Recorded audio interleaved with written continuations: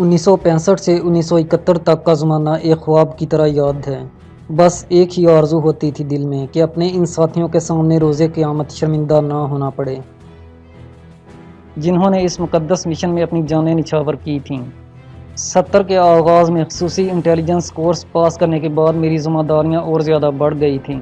مجھے وردی میں بھی اور بغیر وردی کے بھی دونوں صورتوں میں کام کرنا پڑتا تھا۔ میری کارگزاری بہت شاندار تھی۔ ساتھیوں کی شہادت نے جو الاؤ میرے اندر روشن کر دیا تھا، اس نے مجھے کبھی چین سے بیٹھنے نہ دیا۔ میں یہ جان کر ٹریننگ کی عذاب ناکیاں ہنس کر جھیل گیا کہ ان قریب وہ وقت آنے والا ہے جب اپنے دل کے سارے ارمان نکال لوں گا۔ اور آج جب میں ڈھاکہ پہنچا تو سوچ رہا تھا، خدایا کس امتحان میں ڈال دیا ہے تو نے۔ میں یہاں ہندو سے لڑنے آیا ہوں یا اپنے مسلمان بنگالی بھائیوں سے؟ روزانہ کوئی نہ کوئی پریشان کن خبر مل جاتی تھی۔ آج فلاں جگہ مفتی بہنی نے محب وطن پاکستانیوں پر حملہ کیا، آج فلاں جگہ دشمن کی سازش پکڑی گئی۔ یہ خبریں جب گردش کرتی ہمارے میس میں پہنچتی تو ہم دل محسوس کر رہ جاتے۔ ہمیں سختی سے اپنی بیرگوں رکھنے کا حکم ملا تھا۔ چھاؤنی سے باہر ہم اپنی ذاتی حیثیت سے جاتے تھے۔ پاکستانی فوج کے افسر کی حیثیت سے تو ہم باہر خود کو متعارف ہی نہیں کروا سکتے تھے۔ ضرورت سے زیادہ احتیاط بھی بسا اوقات نقصان دہ ثابت ہوتی ہے۔ میں سیاسی آدمی نہیں کہ حالات پر تبصرہ کرنے کے مخصوص منافقانہ انداز سے آپ کے سامنے ان حالات کا تجزیہ پیش کر دوں، لیکن ایک بات کہنے میں مجھے باک نہیں کہ ہم نے مشرقی پاکستان میں جو کام بہت بعد میں شروع کیا، وہ کچھ عرصہ پہلے شروع کر دیتے تو عین ممکن ہے حالات اتنی سنگین نوعیت اختیار نہ کرتے۔ بہرحال اس کا فیصلہ تو مستقبل کا مورخ ہی کرے گا کہ کس نے کہاں اور کتنی غلطی کی۔ ڈھاکہ پہنچنے کے چند ہی روز بعد مجھے اپنی خصوصی ڈیوٹی سنبھالنے کا حکم مل گیا۔ میرے لیے یہ حکم نعمت سے کم نہیں تھا۔ سارا دن چھاؤنی میں بیٹھ کر الٹی سیدھی خبریں سن کر کٹتے رہتے تھے۔ میدان عمل میں اتر کر دشمن سے دو ہاتھ کرنا بدر جہاں بہتر اور میرا مشن بھی تھا۔ ہمیں ڈھاکہ شہر میں اپنا خفیہ آفس قائم کر کے حالات پر نظر رکھنی تھی، کیونکہ انٹیلیجنس رپورٹ کے مطابق دشمن نے اپنی تربیت یافتہ ایجنٹ عورتیں اور مرد بہت پہلے سے یہاں داخل کر رکھے تھے۔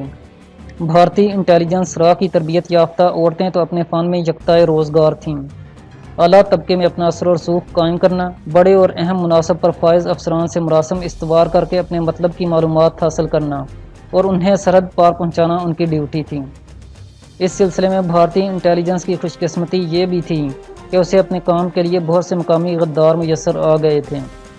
یہ لوگ نہ صرف خود دشمن کے اعلیٰ کار تھے، بلکہ معصوم اور بھولے بھالے ذہنوں کو زہریلے پراپیگنڈے سے مسموم کر کے انہیں ورگلانے اور اپنے گھناؤنے مقاصد کے لیے بروئے کار لاتے تھے۔ بہت سی بنگالی لڑکیاں اور لڑکے ان کے لیے کام کر رہے تھے۔ ان میں سے زیادہ تعداد ان کی تھی جن کے والدین عوامی لیگی ذہن رکھتے تھے یا پھر جو ہندو تھے۔ بعض اپنی مرضی سے، بعض ورگلائے ہو کر اس گھناؤنے دھندے میں ملوث تھے۔ ہم مسلمان تھے۔ ہمارا ایمان تھا کہ مسلمان آپس میں بھائی بھائی ہیں۔ ہمارے افسران نے ہمیں یہی بتایا تھا کہ ہمارے بھائیوں کو ورگلایا گیا ہے، انہیں گمراہ کیا جا رہا ہے۔ اگر وہ زیادتی بھی کریں تو ہمیں خاموشی اختیار کرنا تھی۔ میرے علم میں متعدد ایسے واقعات آ چکے تھے کہ بعض مقامات پر پاکستانی فوج کے جوانوں کو تیش دلانے کے لیے گالیاں دی گئیں، لیکن یہ لوگ خاموش رہے۔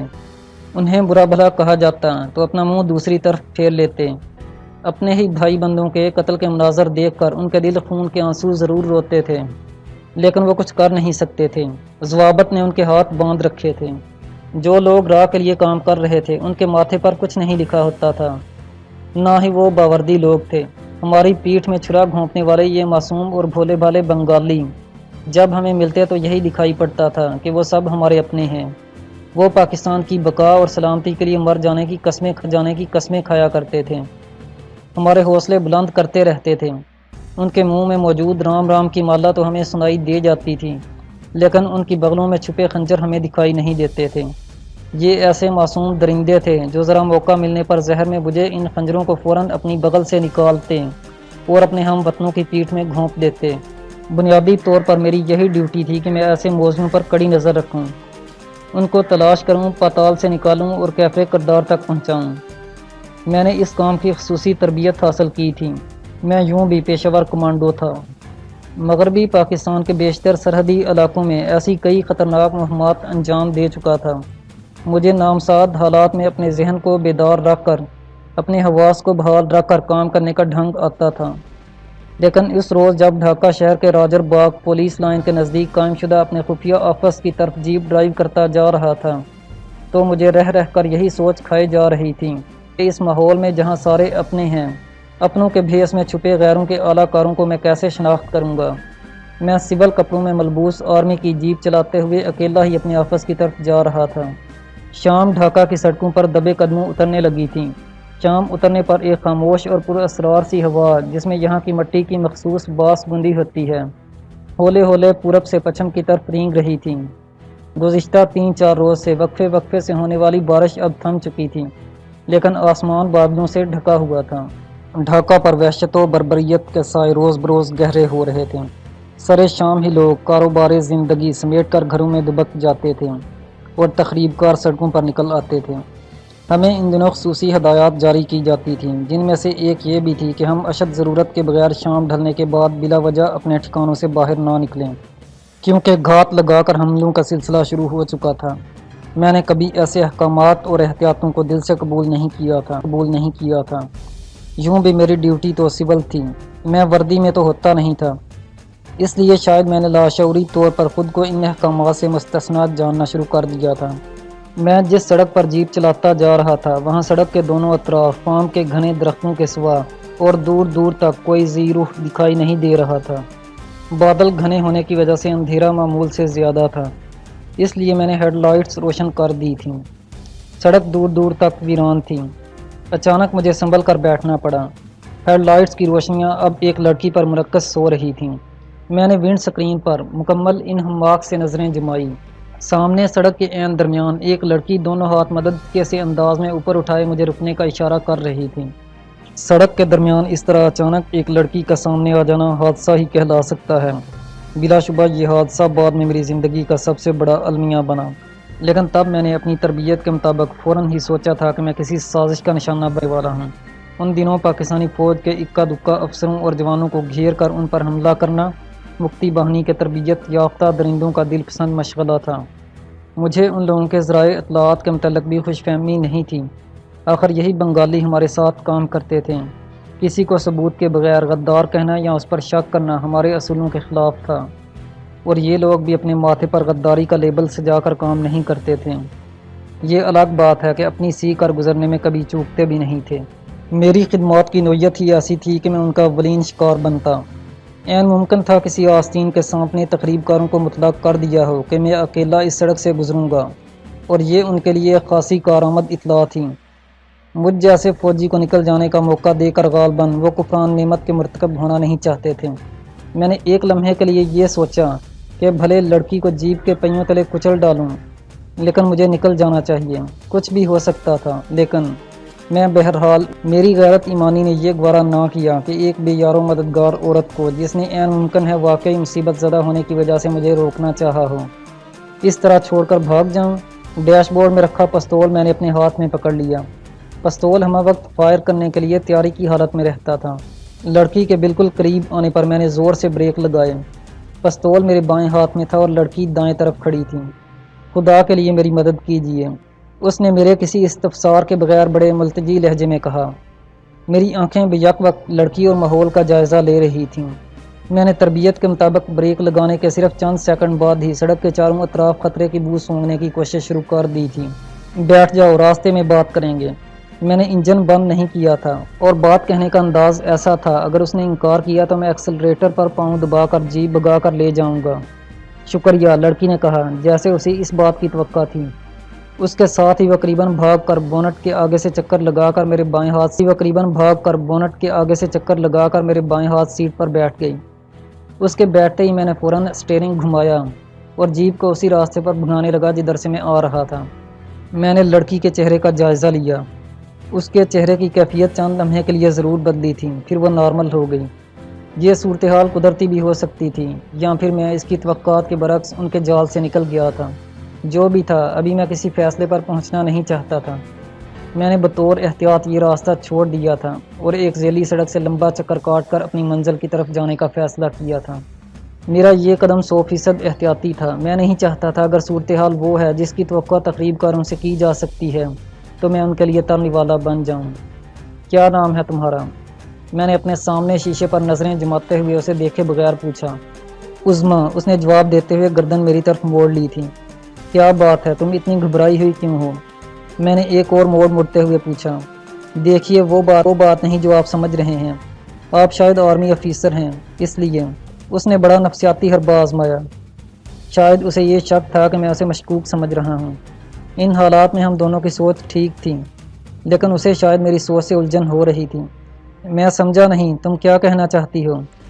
تمہارا اندازہ ٹھیک ہے، میں پاکستان آرمی سے ہوں، میں نے دانستہ انجان بنتے ہوئے پوچھا۔ اسے احساس تھا کہ میں جان بوجھ کر انجان بن رہا ہوں، لیکن اس نے مجھے جتلایا نہیں۔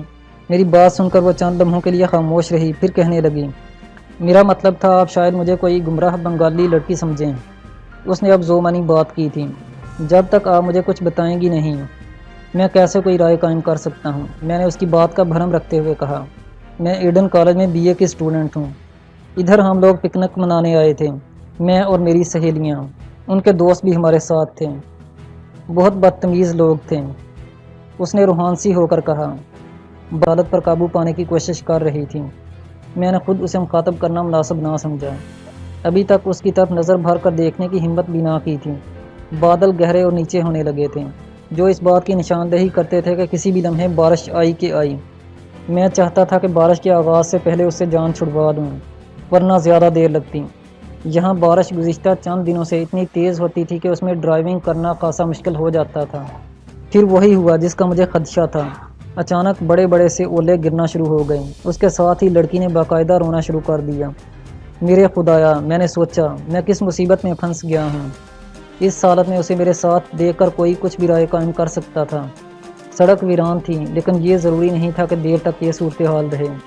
میں نے جیپ سڑک کے کنارے ایک گھنے درخت کے نیچے کھڑی کر لی، کیونکہ جیپ کے دروازے نہ ہونے کے سبب بارش بڑی تیزی سے کھلے دروازوں سے حملہ آور ہونے لگی تھی۔ یہ آپ کیا کر رہی ہیں؟ کچھ خیال کیجیے۔ جانے میرے منہ سے یہ دو فکرے کیسے ادا ہوئے تھے؟ مجھے تو بولنے کی ہمت ہی نہیں ہو رہی تھی۔ اوہ سوری، اس نے آنسوں سے رندے گلے سے کہا۔ میں نے اپنی سیٹ کے پیچھے رکھے جیپ کے دروازے اٹھائے اور اندر بیٹھے بیٹھے پہلے اس کی سائیڈ والا پھر اپنی سائیڈ والا دروازہ فٹ کر دیا۔ اچانک بادل اتنی زور سے گرجا کہ لڑکی سہم کر رہ گئی اور اس نے گھبراہٹ میں بڑی مضبوطی سے میرا بازو تھام لیا۔ میں نے اس کی طرف گردن موڑی اور پہلی ہی نظر میں محبت کی وینس نے میرے دل میں بھالا اتار دیا۔ خدا کی پناہ، کیا آنکھیں تھی وہ، جیسے کسی نے پڑھ کر مجھ پر فسوں پھونک دیا ہو۔ باہر دم بدم برستا ساون جیسے ٹپ ٹپ کرتا انجھیل سی گہری آنکھوں میں اتر آیا ہو۔ میں ان لمحوں میں مکمل اس صحرا کی آنکھوں کی گرفت میں تھا۔ پھر مجھے یوں لگا جیسے چند لمحے اور اسی کیفیت میں گزرے تو میرا بدن پتھر کا ہو جائے گا۔ اسے بھی شاید اپنی بدحواسی کا احساس ہو گیا تھا۔ عظمیٰ نے فوراً میری کلائی سے ہاتھ الگ کر لیا۔ مجھے یوں لگا جیسے کلائی کے اس حصے میں انگارے اتر آئے ہوں، جو آہستہ آہستہ میرے سارے بدن میں رینگنے لگے تھے۔ میں ابھی سحر زدگی کے عالم ہی میں تھا جب اس کی آواز مجھے سنائی دی۔ اگر آپ نہ آ جاتے تو نہ جانے آج کیا ہو جاتا۔ پھر اس کی آواز بھرا گئی، کوئی بات نہیں، زندگی میں ایسا بھی ہو جایا کرتا ہے کبھی کبھی۔ میں نے فوجیوں والی بات ہمت کر کے کہہ دی۔ آپ کا شکریہ۔ اس نے چند لمحوں ہی میں اپنی حالت پر قابو پا لیا تھا۔ میں بظاہر ونڈ سکرین پر نظریں جمائے بیٹھا تھا، لیکن چوری چوری کبھی کبھی اس کی طرف دیکھ لیتا۔ یہ الگ بات کہ ہم دونوں ہی ایک دوسرے سے چوری چوری دیکھ رہے تھے۔ جانے کون سی شب گھڑی تھی جب گہری آنکھوں والی عظمیٰ اس طرح چوری چوری چپکے میرے نہا خانہ دل میں اتر گئی۔ میرے دل کا آنگن تو کب کا سونا تھا۔ اس سونے آنگن کو جس مہمان کا انتظار تھا، آج وہی مہمان محبت کی پاربتی دیوی سما حسن کے تمام ہتھیاروں سے لیس، بڑے کروپر سے، بڑے ٹھاٹ سے اور پورے انہماک کے ساتھ اس سونے آنگن میں براجمان ہو گئی۔ محبت کا پہلا تجربہ کتنا وحشت نازا وہی کر پائیں گے جو اس راہ خوار کے سفر پر آبلا پا نکلے ہوں۔ ان امر لمحات میں جب ڈھاکہ کے آسمانوں پر بدلیاں جھوم جھوم کر ناچ رہی تھیں اور ان کی اوٹ میں چمکتی کڑکتی رات کسی بھی لمحے کارزار حیات کو نیست دینے پر تلی تھی، تب عظمیٰ نے بنگال کا روایتی سحر پھونک کر مجھے اپنی سیاہ زلفوں کا اسیر بنا لیا۔ موسلا دھار بارش نے زور پکڑ لیا۔ قریباً 10 منٹ تک ہم دونوں خاموشی سے ایک دوسرے کو چوری چھپے دیکھتے رہے۔ اس دوران متعدد مرتبہ میں نے عظمیٰ کی اور عظمیٰ نے میری چوری پکڑی۔ ہمارے درمیان ان لمحات میں صرف 1-2 فکروں کا تبادلہ ہوا تھا۔ اس نے میرا نام پوچھا تھا اور میں نے بتا دیا، اور بس۔ اس کے علاوہ ہم دونوں کے پاس کہنے کے لیے شاید کچھ اور تھا ہی نہیں۔